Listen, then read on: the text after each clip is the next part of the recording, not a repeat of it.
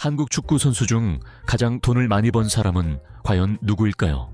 단순히 연봉이 높은 선수가 아니라 광고, 부동산, 브랜드 사업까지 진짜 부의 제국을 쌓은 선수는 누구일까요?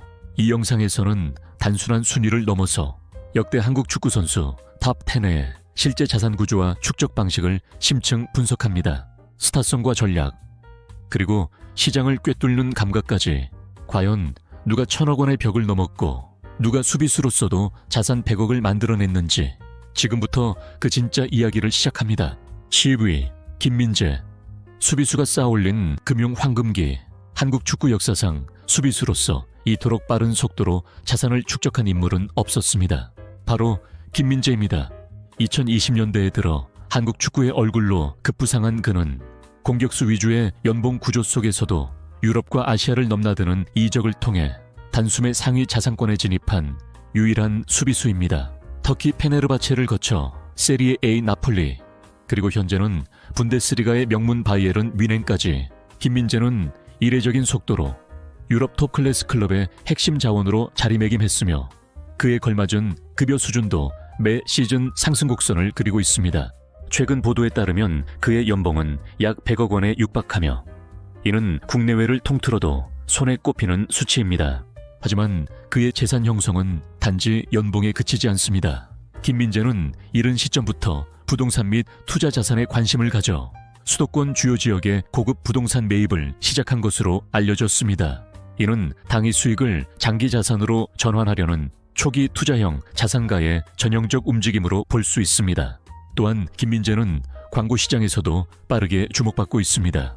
월드컵, 챔피언스리그 등 굵직한 무대에서의 활약은 브랜드 가치 상승으로 이어졌고 피지컬과 이미지가 결합된 수비수의 새로운 롤 모델로 떠오르고 있습니다. 아직까지는 손흥민과 같은 다각화된 사업 포트폴리오를 갖추고 있지는 않지만 그의 나이와 성장 가능성을 고려할 때 이는 단지 시간 문제일 뿐입니다. 김민재의 10위 진입은 단순한 숫자가 아닙니다. 그것은 수비수라는 한계를 넘어선 금융적 성취이며 차세대 한국 축구의 자산 축적 방식이 포지션의 경계를 무너뜨리고 있음을 보여주는 상징적인 장면입니다. 9위 이동국, 오래 남은 자의. 조용하고도 단단한 부의 기술. 이동국은 수십 년간 K리그를 대표해온 이름이자 꾸준함이 곧 자산임을 증명한 인물입니다. 많은 이들이 유럽 커리어를 기반으로 한 선수들을 상위권에 올려놓을 때 이동국은 오히려 국내 무대 중심의 커리어만으로도 9위에 올랐습니다. 이는 단순한 수입 이상의 통찰력과 전략이 뒷받침되었음을 의미합니다. 2000년대부터 2010년대까지 이동국은 K리그에서 가장 안정적이고도 고액의 연봉을 꾸준히 받아온 선수 중 하나였습니다. 단기적인 성적에 의존하지 않고 오랜 기간 동안 안정적인 수익을 창출한 그의 커리어는 긴 수명형 자산가 모델로 불릴 만합니다. 하지만 진짜 주목해야 할 부분은 그의 은퇴 이후입니다. 그는 단지 경기를 떠난 것이 아니라 방송과 교육 사업을 통해 새로운 수익 구조를 만들어냈습니다. 슈퍼맨이 돌아왔다 등 가족 중심 예능에 고정 출연하며 브랜드 이미지를 확장했고 그 인기는 방송 광고와 협찬 수익으로 직결되었습니다. 또한 그는 개인 축구 교실, 유소년 아카데미 운영 등 스포츠 교육 사업에도 발빠르게 진출했습니다. 이는 단순한 은퇴 후 활동이 아닌 장기적 수익 모델을 정착시킨 사례로 평가받습니다. 부동산 역시 그의 자산 포트폴리오에서 중요한 비중을 차지합니다. 강남권 및 수도권에 위치한 수익형 건물들을 조용히 축적해왔으며 이는 경기장 밖에서 안정적인 현금 흐름을 만들어주는 핵심 자산으로 작용하고 있습니다. 이동국의 130억 원 추정 자산은 수비수보다 화려하지 않았지만 결코 흔들리지 않았던 그만의 방식으로 쌓아올린 결과입니다. 빠르게 번 선수는 많았지만 이렇게 오래도록 지킨 선수는 흔치 않습니다. 그의 순위는 성공적인 커리어 관리의 교과서적 사례로 남을 것입니다. 8위 구자철. 조용하지만 강한 실속형 자산가의 표본. 화려한 플레이나 화제성은 다소 부족할 수 있지만 구자철은 그 누구보다 조용하고도 실속 있게 자산을 축적한 선수입니다. 분데스리가와 중동 리그를 오가며 안정적인 커리어를 쌓았고 그 기반 위에 조심스럽지만 강력한 자산 구조를 완성했습니다. 추정 순자산은 약 150억 원. 외부의 자산을 과시하지 않지만 그의 이름은 결코 가볍지 않습니다. 구자철은 아우크스부르크, 볼프스부르크 등 독일 리그에서 10년 가까이 활약하며 유럽 시장의 경험을 쌓았고 이후 카타르 리그 이적을 통해 단숨에 수익 구조를 확장했습니다. 중동 리그 특유의 고액 연봉은 그가 본격적인 자산 축적을 시작하는 전환점이 되었습니다. 당시 계약 조건은 국내에서 상상하기 어려운 수준이었고 이는 그의 순자산 기반을 단단하게 만들어 주었습니다. 또한 그는 비교적 이른 나이에 은퇴를 결정하며 은퇴 후 제2의 커리어를 차분히 준비했습니다. 현재는 유소년 축구 및 축구 문화 콘텐츠에 투자하며 현장과 미디어 양쪽을 넘나드는 새로운 방식으로 영향력을 확대하고 있습니다. 구자철은 단기적 소비나 과도한 사업 확장보다 자산을 보호하고 천천히 불리는 것에 초점을 맞춘 전략가형 선수입니다. 그의 투자 방식은 매우 안정적이며 부동산 역시 예외가 아닙니다. 수도권 중심의 실거주 및 수익형 부동산을 소유하고 있으며 이는 고정적인 현금 흐름을 만드는 데 결정적인 역할을 합니다. 무엇보다 인상적인 점은 구자철이 스스로의 한계를 정확히 인식하고 보여주기식 성공이 아닌 실질적 성장을 선택했다는 사실입니다. 그는 말보다는 실천, 소비보다는 설계, 인기보다는 안전을 선택했고 결과적으로 부유한 커리어를 조용히 완성했습니다. 8이라는 순위는 단순한 숫자가 아니라 전략과 실행력이 뒷받침된 자산관리의 모범 사례입니다. 7위, 박주영, 기회의 문을 연 선수. 실속 있는 자산 설계의 교과서. 박주영은 한국 축구 역사상 가장 큰 기대를 모았던 공격수 중 한 명이었습니다. 그리고 그 기대만큼이나 많은 오해와 평가절하도 존재했습니다. 하지만 경제적 관점에서 본다면 그는 자신에게 주어진 브랜드 가치와 시장 위치를 누구보다 전략적으로 활용해 약 180억 원의 자산을 축적한 실속 있는 자산가입니다. 프랑스 AS 모나코를 시작으로 아스널, 셀타비고 그리고 중동 리그에 이르기까지 박주영은 국내 선수 중 보기 드문 글로벌 커리어를 경험한 선수였습니다. 비록 아스널 시절 출전 기회는 제한적이었지만 아스널 소속이라는 자체가 광고 시장과 계약 협상에서 매우 강력한 무기가 되어주었습니다. 그는 이 점을 잘 활용해 고액 연봉과 계약금을 확보했고 이후 중동 리그에서 거액 계약을 이끌어내며 본격적인 자산 확대에 성공했습니다. 박주영의 자산 전략은 명확했습니다. 스타성과 기대치를 기반으로 빠르게 수익을 극대화하고 위험 요소가 적은 자산에 안정적으로 재투자하는 방식이었습니다. 특히 그는 서울 강남권 및 수도권 중심의 부동산 자산을 선제적으로 확보했고 이는 현재까지도 높은 가치 상승을 이어가고 있습니다. 또한 박주영은 불필요한 외부 노출을 최소화하면서도 은퇴 후 이미지 관리를 매우 전략적으로 진행하고 있습니다. 예능이나 무리한 사업 진출보다 축구 본연의 이미지와 연결된 교육, 사회공헌, 유소년 육성 분야에 집중하고 있으며 이는 브랜드 가치를 지속적으로 유지시키는 데 큰 도움을 주고 있습니다. 7위라는 자산 순위는 단순한 커리어의 보상이 아닙니다. 그것은 스타성과 현실 감각을 조화롭게 활용한 자산 관리 기술의 결과물입니다. 팬들의 기대만큼 뛰어난 경기력을 보여주진 못했지만 그는 주어진 기회를 놓치지 않았고 결국 재정적으로 가장 성공한 선수들 중 한 명으로 남았습니다. 이제 박주영의 이름은 실패한 유럽파가 아니라 기회를 수익으로 바꾸는 데 성공한 현실주의자의 상징으로 불릴 자격이 충분합니다. 6위, 이영표. 경기장 밖에서도 흔들림 없는 안정자산가의 정석. 이영표는 축구팬들 사이에서 항상 신뢰의 아이콘으로 불려왔습니다. 그리고 그 신뢰는 경기장 안에서의 성실함을 넘어서 은퇴 후 자산관리와 커리어 설계까지 이어졌습니다. 그는 선수 시절 유럽에서의 안정적인 커리어를 기반으로 현재 약 200억 원의 자산을 보유한 것으로 추정되며 이는 단순한 고수익이 아니라 치밀한 전략과 철학의 산물입니다. 2000년대 초중반 그는 PSV 아인트호벤을 시작으로 토트넘 호스퍼, 도르트문트, 밴쿠버 화이트캡스를 거치며 유럽 세계국에서 꾸준히 주전으로 활약하며 중상위권 연봉을 유지했습니다. 그는 그 수익을 소모적인 소비로 흘려보내지 않았고 서울 수도권 내 실거주 및 수익형 부동산에 장기 투자하며 은퇴 후에도 안정적인 현금 흐름을 확보하는 데 집중했습니다. 하지만 이영표의 진짜 강점은 은퇴 이후의 전문성입니다. KBS 해설위원으로 활동하며 차분한 말투와 깊이 있는 분석으로 스포츠 팬들 사이에서 가장 신뢰받는 목소리로 자리매김했고, 강원FC 대표이사 등 행정가로서의 커리어도 차근히 쌓아가며 단기적 수익보다 장기적 입지를 구축했습니다. 그는 화려한 광고나 방송 예능보다는 본업과 연결된 분야에서 신중하고 안정적으로 움직이는 전략형 인물입니다. 이영표는 말보다 실천이 앞서는 사람입니다. 그의 자산은 보여주기 위한 것이 아니라 삶과 철학의 연장선에 존재하는 실용적인 결과물입니다.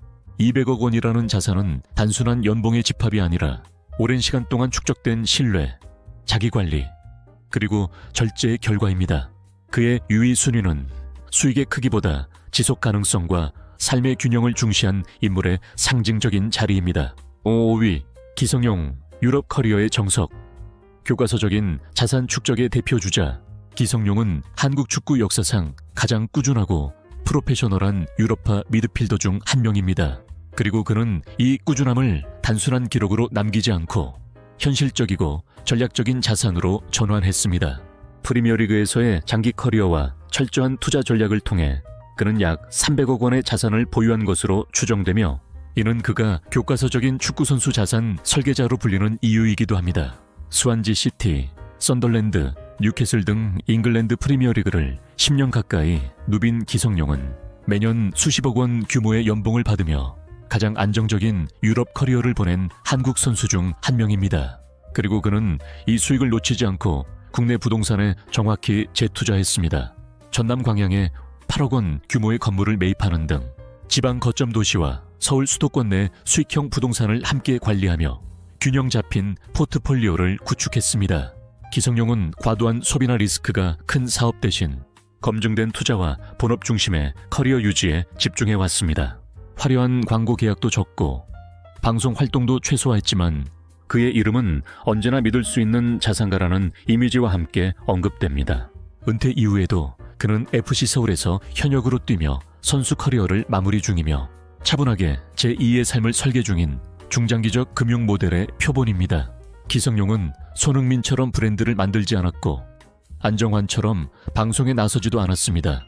하지만 그는 증명된 공식, 즉 유럽 고연봉 플러스 국내 부동산 하시그 세대 자산 형성을 가장 모범적으로 실현해낸 대표 주자입니다. 300억 원이라는 자산은 특별한 무기가 아닌 프로페셔널한 자세와 실행력이 만든 결과이며, 그는 지금도 조용히 그러나 단단하게 부를 유지하고 있습니다. 4위, 안정환, 스타성의 전략을 더한 방송계 자산가의 대표 모델. 안정환은 단순한 축구선수가 아니었습니다. 그는 시대의 얼굴이자 스타성을 수익으로 전환한 사업형 셀럽의 원조였습니다. 테리우스, 반지의 제왕이라는 별명만큼이나 그는 경기장 안팎에서 대중의 사랑을 받은 인물입니다. 하지만 그 사랑은 단순한 인기로 그치지 않았습니다. 그는 그것을 정교한 자산 전략으로 바꾸는데 성공한 인물이기도 합니다. 현역 시절 그는 이탈리아 세리에 A, 일본 J리그, 그리고 K리그를 넘나들며 비교적 다양한 리그 경험을 통해 연봉 외화 수입을 다변화한 첫 세대 선수였습니다. 하지만 그의 진짜 자산 축적은 은퇴 이후 본격적으로 시작되었습니다. 2002년 월드컵에서의 영웅적인 골은 그에게 단순한 경기력 이상의 국민적인 호감도라는 자산을 안겨주었고, 그것은 예능 프로그램 출연, CF 계약, 브랜드 협찬으로 연결되며 꾸준한 수익의 원천이 되었습니다. 그는 슈퍼맨이 돌아왔다 같은 가족 중심 예능부터 축구 예능, 광고, 브랜드 앰버서더 등 미디어 생태계를 누구보다 넓게 활용한 선수 출신 방송인으로 평가됩니다. 또한 방송 출연료로 발생한 유동 수익을 부동산 투자로 전략적 전환하며 서울 청담동, 압구정 등 핵심 지역의 건물 및 상가 투자로 자산 보호와 성장의 두 마리 토끼를 모두 잡았습니다. 안정환은 사업가처럼 보이지 않지만 실제로는 누구보다 자기 브랜드를 활용하는 데 능숙한 자산가입니다. 과시보다는 이미지, 공격보다는 설계, 은퇴 이후에도 늘 대중의 곁에 있으면서 지속 가능한 수익 창출 구조를 정립한 인물로 평가받습니다. 그의 350억 원 자산은 단순한 방송 출연의 결과가 아닙니다. 그것은 오랜 시간 쌓인 국민적 신뢰, 그리고 전략적인 수익 다변화가 만든 콘텐츠 자산가의 상징적인 결과물입니다. 3위, 차범근, 시대를 앞서간 투자 감각, 600억 자산의 전설. 1977월 80년대 해외 무대에서 뛴 한국인 선수는 손에 꼽을 정도였습니다. 그 시절 독일 분데스리그에서 당당히 활약하며 아시아 선수의 길을 개척한 전설, 차범근. 그는 경기력으로 전설이 되었고 부동산 투자로 또 한 번의 전설이 되었습니다. 당시의 축구 연봉은 지금과 비교할 수 없을 만큼 낮았지만 그는 선수 시절부터 지속 가능한 자산을 만들기 위한 결단을 내렸고 그 결과 지금은 약 600억 원 이상의 순자산을 가진 축구계 대표 투자자로 남았습니다. 차범근이 선수 생활 동안 받은 연봉은 현대 선수들의 110도 되지 않았습니다. 하지만 그는 그 당시 번 돈을 현금으로 두지 않고 서울 한남동과 강남권 요지에 부동산에 장기 투자했습니다. 그 선택은 단순한 내 집 마련이 아니라 시간과 복리를 활용한 자산 증식 전략의 정수였습니다. 수십 년 동안 한국 부동산 시장이 폭발적으로 성장하면서 그가 소유한 자산은 자연스럽게 수십 배로 늘어났습니다. 차범근은 은퇴 후에도 현장 지도자, 해설위원, 자선활동 등 다양한 역할을 수행하며 돈을 쓰는 은퇴가 아닌 자산을 보호하며 사회적 영향력을 유지하는 은퇴를 실천해 왔습니다. 그는 자주 말하지 않지만 그의 부는 소리 없이 오랫동안 불어난 정직한 자본입니다.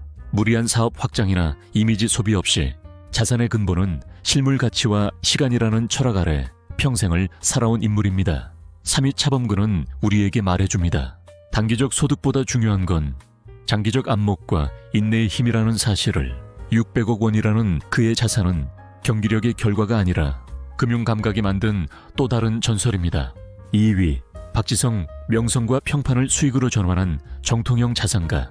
박지성은 한국 축구의 상징이자 글로벌 무대에서 성공한 한국 선수라는 최초의 아이콘입니다. 하지만 그를 더 특별하게 만드는 이유는 그가 축구 커리어 이후에도 자신의 명성을 현명하게 관리하고 경제적 자산으로 연결시킨 능력에 있습니다. 그 결과 그는 약 600억 원이라는 추정 순자산으로 손흥민에 이어 역대 두 번째로 부유한 한국 축구 선수 자리에 올랐습니다. 맨체스터 유나이티드에서의 7년, 그는 단순히 뛰기만 한 것이 아니라 세계 최고의 무대에서 주전 경쟁을 버텨내며 실력을 인정받은 선수였습니다. 그 커리어는 당시로서 연봉 약 70억 원 수준의 고소득 계약을 가능하게 했고 퀸즈파크 레인저스 등에서의 수입까지 합치면 200억 원이 넘는 커리어 수익을 기록했습니다. 하지만 박지성의 진짜 강점은 그 수입을 어떻게 운용했느냐에 있습니다. 2009년 그는 경기도 용인에 위치한 대형 건물을 매입했고 이 건물은 현재 500억 원 이상의 가치로 평가됩니다. 그는 전통적인 부동산 자산 운용 외에도 자신의 성실하고 진중한 이미지를 은퇴 후 커리어로 연결해냈습니다. 전북현대모터스 어드바이저, KFA 기술자문, 국제대회 앰버서더 등 가치 중심의 직책을 선택해 신뢰를 자산으로 전환한 것입니다. 박지성은 방송에 얼굴을 자주 드러내지는 않지만 그는 그 누구보다 긴 시간 동안 지속 가능하고 믿을 수 있는 자산 관리의 길을 걷고 있습니다. 그의 자산은 스타성이 아니라 브랜드 신뢰도에 기반한 구조로 이는 단기 유행보다 훨씬 강력하고 오래가는 수익 모델입니다. 그가 2위에 오른 이유는 단지 돈을 많이 벌어서가 아닙니다. 잘 벌고 잘 썼으며 무엇보다 잘 지켰기 때문입니다. 박지성은 축구 선수로서의 성공을 넘어 장기적으로 자산을 보존하고 불리는 기술을 갖춘 정통 자산가의 상징입니다. 1위, 손흥민. 1,100억 원을 넘어선 브랜드 제국의 주인공. 손흥민은 이제 단순한 축구 선수가 아닙니다. 그는 한국 스포츠 역사상 처음으로 자신의 이름 자체가 브랜드가 된 인물이며 그 브랜드는 지금 이 순간에도 수백억 원의 가치를 스스로 창출하고 있습니다. 그의 추정 순자산은 100억 원 이상. 이는 단순한 기록이 아니라 한국 스포츠 자본주의가 도달한 새로운 이정표입니다. 손흥민의 자산의 중심에는 당연히 잉글랜드 프리미어리그에서의 고액 연봉이 있습니다. 현재 토트넘에서 받는 연봉은 약 175억 원 수준으로 알려져 있으며 주급은 무려 3억 3천만 원에 달하는 초고소득자입니다. 여기에 경기 출장 보너스, 팀 성과 보너스 등을 포함하면 그의 연간 수익은 200억 원을 넘길 것으로 추정됩니다. 하지만 손흥민의 자산 제국은 그라운드 위에서 끝나지 않습니다. 그는 버버리, 캘빈 클라인, 타그 호이어 등 글로벌 명품 브랜드와 광고 계약을 맺으며 한국 선수로는 최초로 럭셔리 광고 시장에 메인 모델로 진입한 인물입니다. 이는 단순한 수익 확대를 넘어 그가 가진 국제적 세련됨과 대중성이 세계적으로 통했다는 증거이기도 합니다. 그의 연간 광고 수익은 60억 70억 원대로 추정되며 이는 연봉 외 수입 중 가장 강력한 축입니다. 또한 손흥민은 서울 청담동에 약 170억 원 규모의 스포츠 아카데미 건물, 성수동 고급 빌라 등 다수의 부동산 자산도 보유하고 있으며 이 부동산 포트폴리오는 약 250억 원 이상으로 평가됩니다. 그리고 그의 금융 전략의 하이라이트는 바로 개인 브랜드 NOS7의 론칭입니다. 이제 그는 단순한 모델이 아닌 브랜드 오너로서 직접 수익을 창출하는 구조를 갖추었습니다. NOS10에는 손흥민이 자신의 커리어 이후에도 장기적이고 독립적인 수익을 보장하는 비즈니스 플랫폼으로 이는 마이클 조던의 조던 브랜드가 걷던 길과 닮아 있습니다. 손흥민은 단지 돈을 잘 버는 선수가 아닙니다. 그는 자신만의 자산 구조를 기획하고 브랜드를 만들고 한국 스포츠의 자산 축적 방식 자체를 완전히 새로운 차원으로 끌어올린 인물입니다. 이제 1,100억 원이라는 숫자는 그의 끝이 아니라 시작입니다. 그는 한국 축구의 첫 번째 금융 제국이자 스포츠 자본주의 시대의 대표 선수입니다. 지금까지 살펴본 10명의 선수들은 단순한 고액 연봉 수령자가 아니었습니다. 그들은 축구를 기반으로 커리어를 설계하고 스스로의 브랜드와 철학을 자산으로 전환한 스포츠 금융가들이었습니다. 그리고 그 정점에는 손흥민이 있습니다. 1,100억 원을 넘는 순자산, 글로벌 럭셔리 광고 계약, 그리고 자신만의 브랜드까지. 그는 단순한 선수, 그 이상 21세기형 스포츠 자본주의의 완성형 모델입니다. 당신이 만약 축구팬이라면 지금의 경기력뿐 아니라 그들이 어떻게 커리어 이후까지 설계했는지 주목해야 할 시간입니다. 한국 축구외부의 지형도는 이미 바뀌었고 이제 그 흐름을 읽는 사람이 다음 세대의 승자가 될지도 모릅니다.